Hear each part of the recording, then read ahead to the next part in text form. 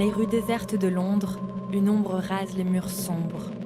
Un spectre pâle, décharné, une silhouette étrange qui déambule à la nuit tombée. Entre les immeubles d'Oxford Circus, les yeux cerclés de noir, elle fouille les poubelles chaque soir. Elle plonge dans les ordures ses longs bras osseux à la recherche de quoi manger ou d'un objet précieux. Cette amie réelle a été autrefois marquise. La marquise Casati, la femme la plus fortunée d'Italie, régnant sur l'Europe comme une reine toute puissante, aussi flamboyante qu'hypnotisante. Luisa Casati. À Venise, 40 ans plus tôt, en 1912, elle reçoit tous les plus grands noms d'Italie. Les gondoles accostent sur le perron de son palais, charriant toujours plus d'artistes, d'ambassadeurs, de danseurs, de poètes. Nijinsky, Mariano Fortuny, Isadora Duncan. En haut des escaliers, la Casati les attend, dans une robe blanche éclatante, impériale et envoûtante. Un lys dans la main droite, un whisky dans l'autre. Sous les voûtes du palais, l'ivresse gagne tous les corps. Le salon s'emplit de cliquetis de verre, de rires, de volutes de fumée, de conversations enflammées. Les corbeilles à s'entrechoquent et les mouvements enivrés font déborder les coupes. Le champagne coule à flot, la Casati triomphe. Au petit matin, seule sous la lune disparaissant dans la nuit, elle contemple l'eau bleu foncé qui frissonne, les gondoles qui s'éloignent, et elle songe. Tout a commencé à la Villa Amalia. Luisa a 13 ans lorsque sa mère meurt, 15 ans quand son père décède. La douleur est telle qu'elle préfère la terre. Son chagrin est si abyssal qu'elle le ravale pour ne pas avoir mal. Cette année-là, elle hérite d'une fortune colossale. Elle se réfugie dans des rêves de voyage, de bals et de fêtes, dans des envies ambitieuses pour tromper sa solitude vertigineuse. À 19 ans, elle s'ennuie sans fin dans les dîners mondains. Alors, elle se réinvente, se coupe les cheveux très courts, les teints en rouge. Elle redécore sa villa à son goût, avec des oiseaux à long cou, des perroquets bleus, des squelettes préhistoriques, des perruques à moustache. Lorsque son mari a le dos tourné, elle suit son amant dans des bals costumés. À Rome, elle se fait construire un palais ocre qui flamboie les soirs de fête. Elle devient amie avec des poètes et des peintres fauchés, à qui elle commande toujours plus de portraits d'elle. Tout en les sortant de la misère, elle fixe sur la toile son image pour l'éternité. Elle veut devenir une œuvre d'art vivante.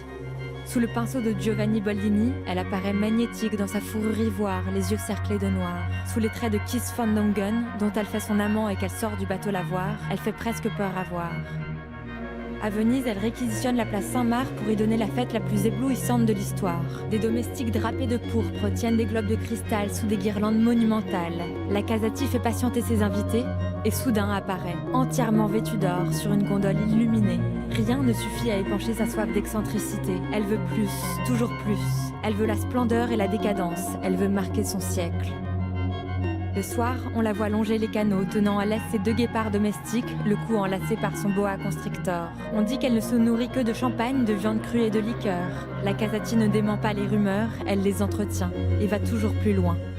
Au Ritz à Paris, elle fait fabriquer un mannequin de cire, son double parfait. Lorsqu'elle n'a pas le courage de sortir, elle envoie à sa place sa poupée de cire. Plus Louise a vieilli, plus elle prend de l'assurance. Rien ni personne ne peut lui résister. Sous l'appareil photo de Man Ray, son regard fait jaillir des étincelles. Ses pupilles dilatées engloutissent l'obscurité. On l'a dit incapable d'aimer, elle tombe folle amoureuse. En mai 1920, à Capri, dans un boudoir rempli de fumée d'opium, elle est fascinée par une femme, une peintre américaine, Romaine Brooks. Dans son atelier, Louisa pose nue, pâle comme une ombre, sous une grande cape sombre, et engloutie de son magnétisme la peintre. Romaine la suit à Londres, à Paris, se laisse entretenir au Ritz. Mais la Casati, jalouse, enchaîne les caprices. Irascible, elle ne supporte plus qu'on la contrarie. Lorsque ses désirs ne sont pas satisfaits, elle devient cruelle, comme si quelque chose lui manquait toujours, mais qu'elle ne savait pas quoi. Elle se sent condamnée à la solitude, alors elle noie son chagrin dans les fêtes et les cocktails somptueux. Elle se ruine à petit feu. Ses dettes sont si gigantesques que Louisa ne préfère ne pas les regarder. Elle ferme les yeux sur ses crédits et plonge à corps perdu dans le déni. En 1923, elle s'achète même un nouveau palais, avec femme de chambre, cuisinier et valet. Le palais rose, empli de bijoux et d'or, illuminé de bougies noires pour les grands soirs. C'est le dernier feu d'artifice, l'apothéose avant la chute. Lorsque la fête se termine, Louisa a 50 ans et doit à ses créanciers plus de 300 000 francs. À contre-cœur, elle vend la Villa Amalia, les parts de l'usine de son père, les souvenirs de son enfance piteuse.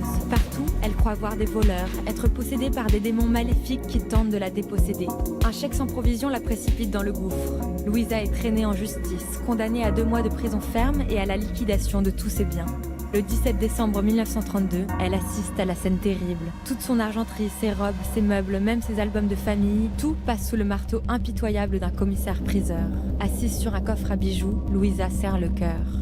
Les années passent, et d'hôtel en hôtel, elle traîne ses valises avec les quelques sous que lui prêtent les peintres qu'elle avait autrefois aidés. En 1939, la Casati se réfugie à Londres chez le peintre Augustus John qu'elle a lancé à ses débuts. Dans les rues de Londres, elle longe les rues et les décombres. Plus maigre que jamais, un voile noir sur le visage, elle nourrit le rêve de se faire peindre une dernière fois.